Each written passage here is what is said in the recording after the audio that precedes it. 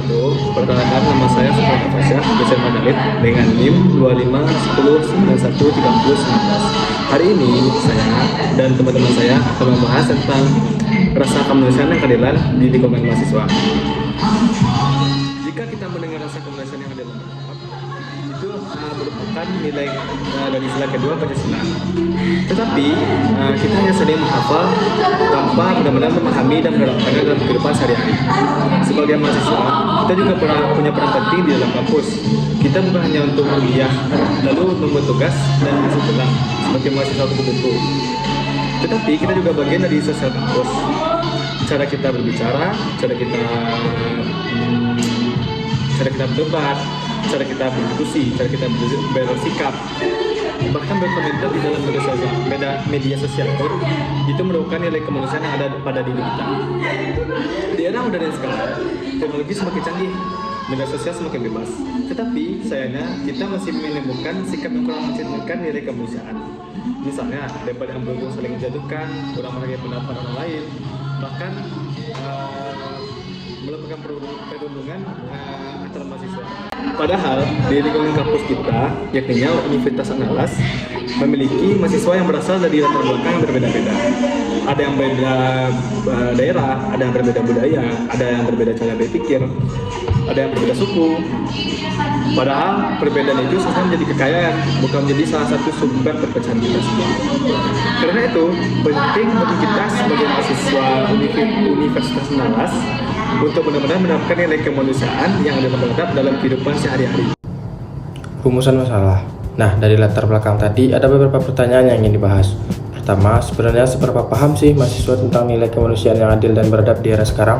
Kedua, apakah nilai itu sudah benar-benar kita terapkan dalam kehidupan sehari-hari atau masih sebatas teori? Ketiga, apa saja faktor yang mempengaruhi sikap mahasiswa dalam menerapkan nilai kemanusiaan? Apakah lingkungan, teman, media sosial? Dan yang terakhir, bagaimana cara meningkatkan sikap beradab dan saling menghargai di lingkungan kampus? Tujuan dari pembahasan ini sederhana tapi penting. Pertama, untuk mengetahui bagaimana pemahaman mahasiswa tentang nilai kemanusiaan yang adil dan beradab. Kedua, untuk melihat bagaimana penerapannya dalam kehidupan sehari-hari, misalnya dalam diskusi kelas, organisasi, atau pergaulan. Ketiga, untuk mengetahui faktor-faktor yang mempengaruhi sikap mahasiswa. Dan keempat, mencari solusi atau cara supaya kita saling menghargai bisa semakin kuat di lingkungan kampus. Assalamualaikum warahmatullahi wabarakatuh. Perkenalkan, nama saya Muhammad Arifin Kalofis dengan NIM 25109128. Di sini saya akan menjelaskan di bagian nomor 4 dan nomor 5, yaitu bagian manfaat dan metode penelitian. Jadi yang pertama itu manfaat. Yang pertama manfaat, kalau kita bahas soal manfaat ada dua. Yang pertama itu ada manfaat teoritis. Secara teoritis, pembahasan ini bisa menambah wawasan kita tentang penerapan sila kedua Pancasila. Bukan hanya sebagai hafalan, tapi sebagai pedoman hidup. Lalu yang kedua ada manfaat praktis. Secara praktis, ini bisa membantu kita lebih sadar bahwa sikap kecil seperti menghargai pendapat teman, tidak memotong pembicaraan, atau tidak menyebarkan ujaran kebencian itu sangatlah penting. Kalau semua mahasiswa menerapkan nilai ini, kampus akan jadi tempat yang lebih nyaman, harmonis, dan produktif. Lalu selanjutnya ada metode penelitian. Untuk mengetahui hal-hal tadi yang sudah dijelaskan oleh teman-teman saya sebelumnya, penelitian ini menggunakan pendekatan kualitatif deskriptif. Jadi penelitian ini itu lebih fokus memahami fenomena yang terjadi di lapangan, bukan menghitung angka-angka statistik.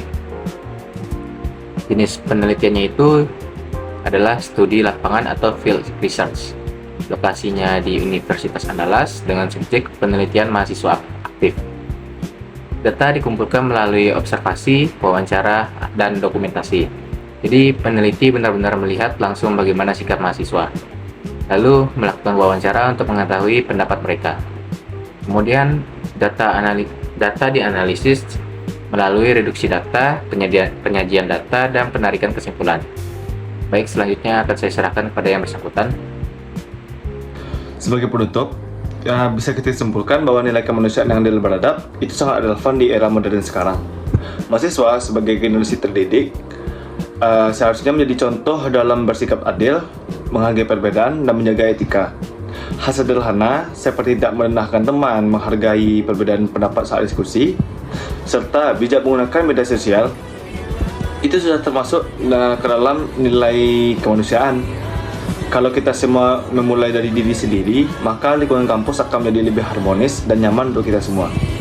Mungkin hanya itu yang bisa kami sampaikan. Terima kasih atas perhatian untuk Bapak dan teman-teman yang sudah menonton video ini. Assalamualaikum warahmatullahi wabarakatuh.